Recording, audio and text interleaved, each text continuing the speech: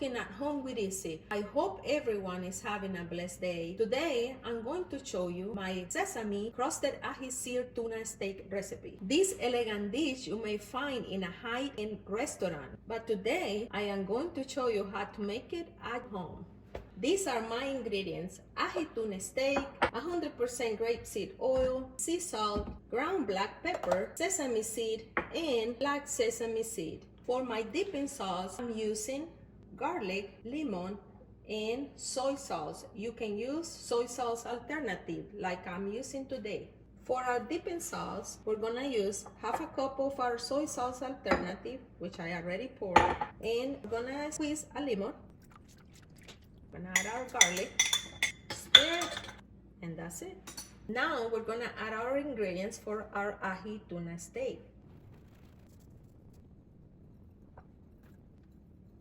We're gonna add our oil to sear our tuna. Now that our oil is hot, it's time to sear our tuna for about 1 minute each side.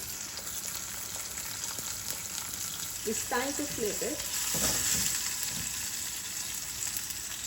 Our tuna is done.